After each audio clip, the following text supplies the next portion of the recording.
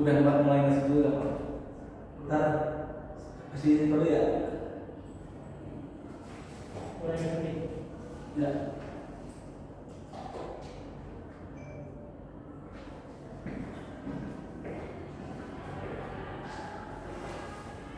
Selamat pagi. Selamat pagi, Pak. Seger banget. Besok makan dulu ya. Saya apa ya? Oh iya. Apa? Bapak hapus dulu ya pokoknya.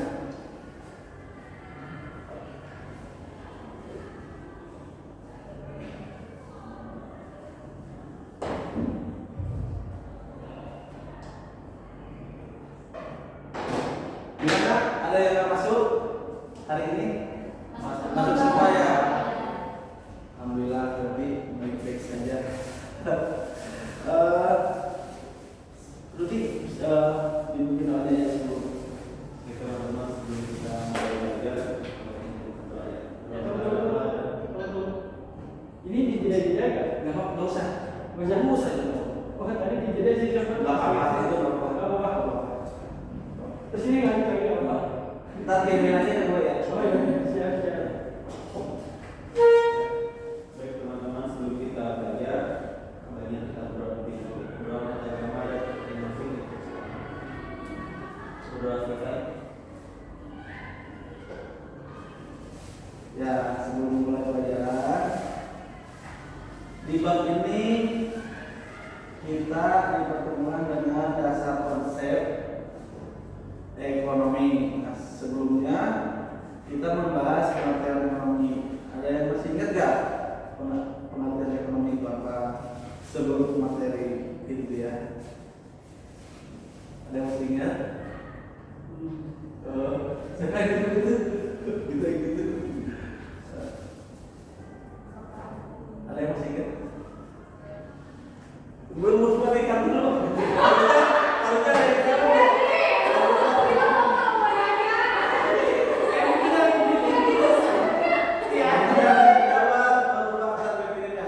Baca doang aja. Itu mah cek sound.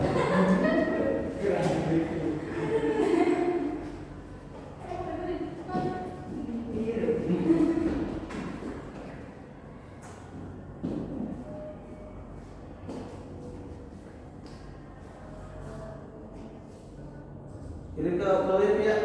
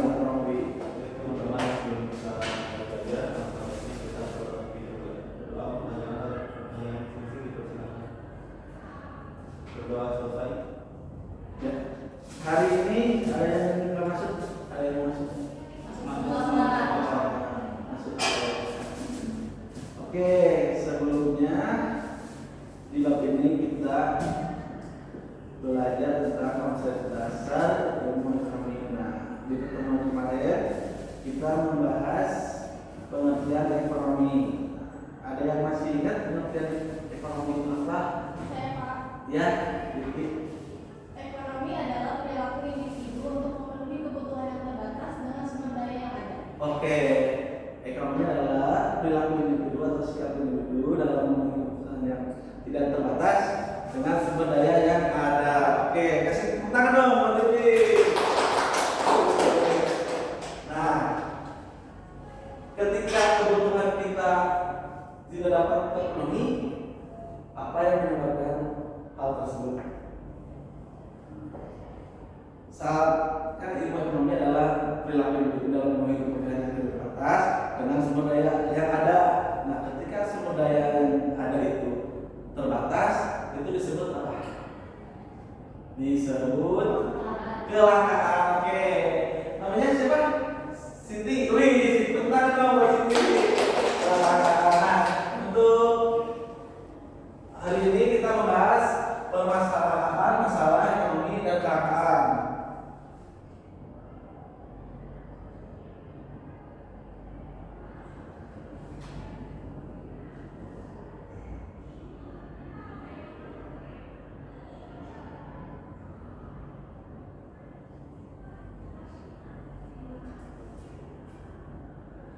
Membaca ya? Oke. Oke, kelangkaan. Ada yang disebut faktor-faktor kelangkaan. Yang pertama terletak pada letak geografis. Yang kedua, pertumbuhan penduduk.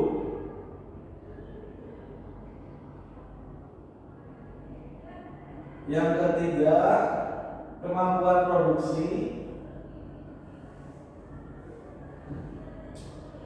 Yang keempat, teknologi.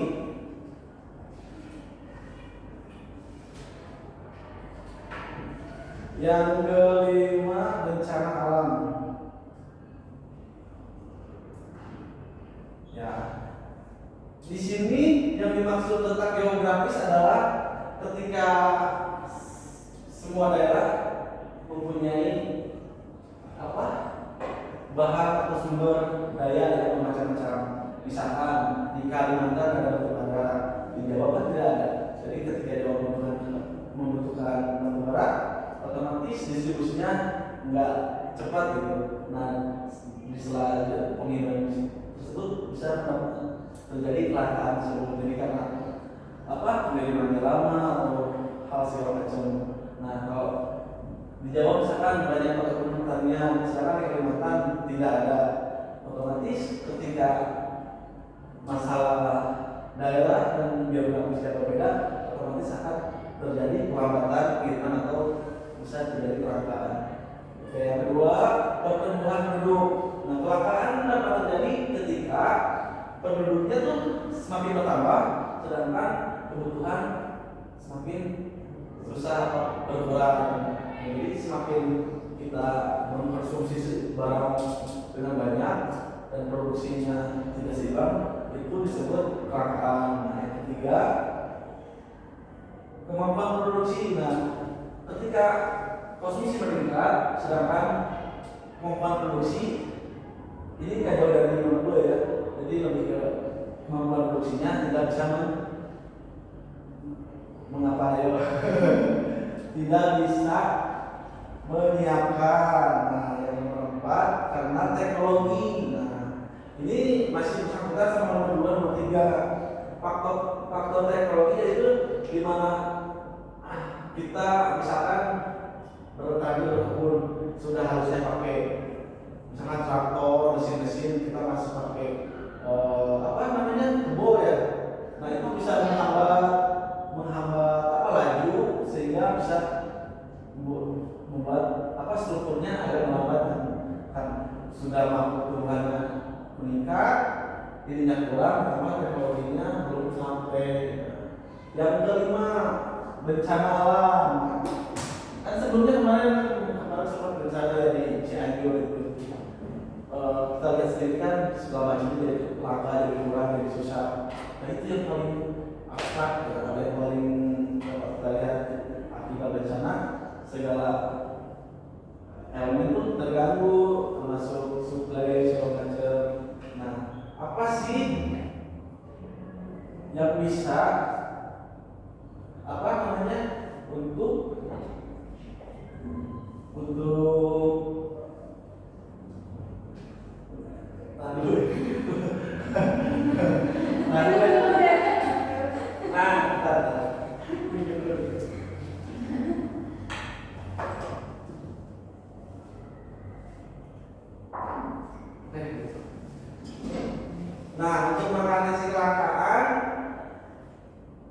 sih yang harus dilakukan? Ini udah ya? Oh, biasanya harus jadi yang berikutnya.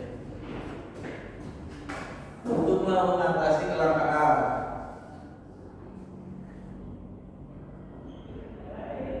Ini bagus ya kalau salah. Oke, satu. Apa sih agar kita bisa mengatasi kelangkaan? Yang pertama,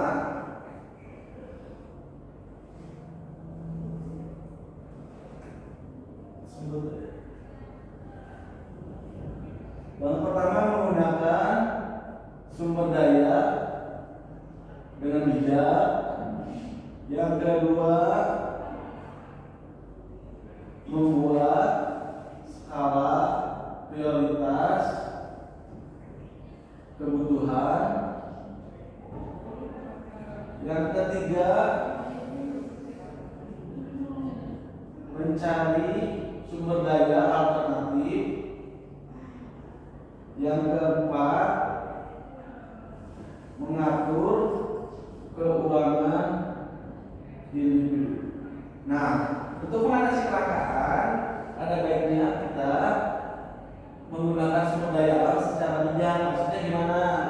Jadi setiap kita tuh sebagai manusia, sebagai tetangga, keluarga bisa memposisikan kita sebagai makhluk yang bijak. Jadi tidak mengekspor seenaknya, sebesarnya. Jadi apa yang kita butuhkan dicukupkan gitu, dicukupkan atau digunakan dengan sebijak-bijaknya. Yang kedua, kualitas yang dibutuhkan bersama nomor satu. Jadi kita memprioritaskan kebutuhan kita yang penting apa. Misalkan kalau bahan pokok kan makan nasi, air kan itu udah pasti nggak bisa diganti. Nah itu aja diprioritaskan. Yang nomor tiga, mencari sumber daya alternatif. Nah, ketika terjadi kelangkaan minyak, misalkan kelangkaan minyak goreng, bahan minyak goreng kan ada minyak sawit sama minyak apa ya, minyak kelapa gitu ya. Nah, ketika tidak ada, kita bisa menggunakan bahan yang lain atau bahasa Inggris aja. Nah, kira-kira seperti itu. Nah, yang keempat itu kita bisa mengatur pendapatan kita, gaji kita, semuanya dapat kita atur sampai kita tidak boros. Gitu sih istilah gampangnya ya. Nah, untuk apa yang diterangkan hari ini, ada yang mau ditanyakan? Saya Pak, Ya. bertanya tentang isu 2023 dunia resesi. Ya. Apakah ada kaitannya dengan kelangkaan? Oke, bagus pertanyaannya. Oke, betul kan sekarang lagi ada isu resesi. Nah, kita mengerti dulu resesi itu apa sih? Kalau secara pengertian resesi itu penurunan agregat ekonomi secara nasional. Nah, secara definisi resesi itu adalah kontraksi dalam 2 kuartal berturut-turut. Jadi dalam 2 kuartal berturut-turut itu sudah bisa disebabkan resesi. Nah, kapan Indonesia? Maret 2020 Indonesia resesi loh. Kuartal 1 dan kuartal 2 minus. Misalkan ini di tahun 2019 kuartal 1 kita misalkan pendapatan PDB-nya 100. Nah, terus 2020 di kuartal 1 juga PDB kita jadi 95, otomatis ada negatif year gitu. Nah, ini udah di 2020 udah di kuartal 1-nya 95 minus, terus minus lagi di 90. Nah, itu sebenarnya secara terminologi itu udah resesi gitu. Cuman yang dimaksud tadi situ ada secara global tuh kita lihat komponen PDB nasional Indonesia tuh dari mana aja. Nah, yang pertama investasi, konsumsi, belanja pemerintah, ekspor, impor. Nah, Indonesia kan secara ekspor impor memang cepat, tapi belum terlalu besar dalam PDB. Jadi masih dikendalikan oleh konsumsi rumah tangga masyarakat, mobilitas kita. Jadi Indonesia bisa terus BMF. Indonesia masih bisa di atas 5%, ya, karena Indonesia tidak terlalu terintegrasi sama faktor ekspor impor nggak kayak misalkan Inggris yang membutuhkan gas dan macam, sedangkan ada invasi Rusia Ukraina. Nah itu jadi anggap aja perang itu bisa dianggap turunnya perang, tapi anggap aja bencana alam, jadi bisa menghasilkan macam. Nah itu kalau buat Indonesia sendiri kita harus bersyukur, soalnya Indonesia tidak terlalu bergantung ke luar negeri. Nah gitu. Nah soal KKN itu betul, kalau global memang sudah terjadi sejak awal November, karena sambungan gas Nord Stream yang di Rusia itu sudah dipotong, terus Eropa sendiri sudah mengembargo sumber daya, jadi salah sendiri gitu kan. Nah itu yang buat KKN hasilnya sekarang resesi. Tapi untuk Indonesia sendiri bukan aja ya, cuman jadi skenario-nya masih aman gitu, masih di atas pertumbuhannya 5, berapa lah dengan skenario fiskalnya 4, berapa. Jadi tenang aja, Indonesia itu bukan negara bilateral atau multilateral. Nah, oke. Setelah ini Bapak akan ada kuis nasional ya, paling beberapa mengisi kegiatan pembelajaran. Mulai dibagi 2 kelompok atau 3 kelompok aja ya, berdua ya. Nanti soalnya ada 3 duluan ya. Jadi isinya ada depan tadi.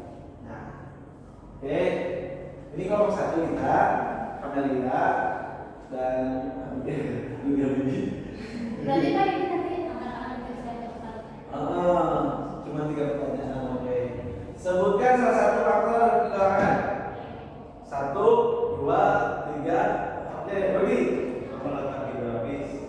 Betul, tepuk tangan dong, Budi. Budi, kelompok 1, 2, 3 ya. Anggap aja ini berarti Budi udah 1. Nah, nomor 2. Cara mengatasi kecelakaan. Oke, kelompok 1, Divi. Apa Divi? Menambahkan sumber daya alternatif. Betul.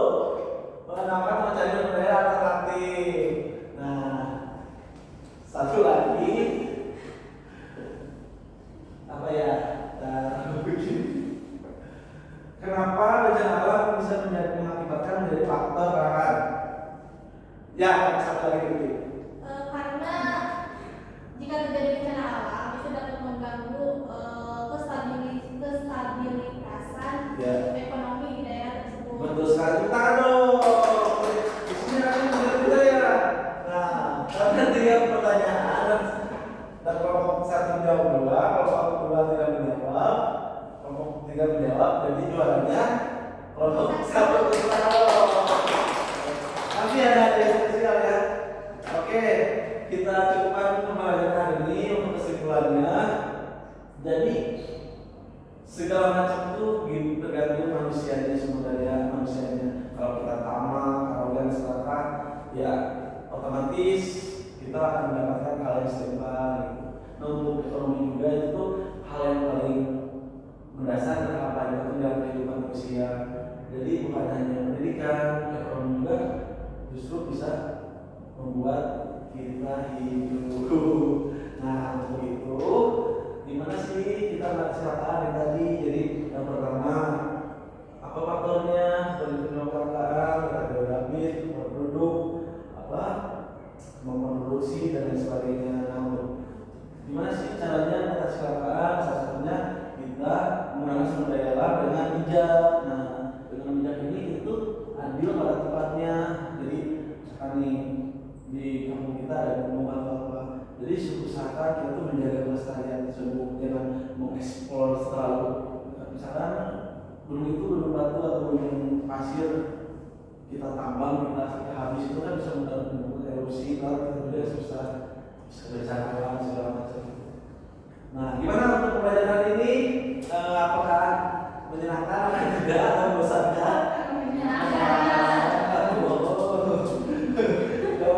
Oke, Bapak tutup ya. Sampai berjumpa di pertemuan berikutnya masih dalam bab konsep dasar ilmu ekonomi. Oke, ini bisa ditutup. Teman-teman, sebelum kita mengakhiri episode hari ini, sebaiknya kita berdoa agama dipersilakan. Doa selesai. Oke, terima kasih. Mohon maaf bila ada salah perbuatan. Sampai ketemu di kehidupan di hari berikutnya selanjutnya maksudnya. Ada. Ya.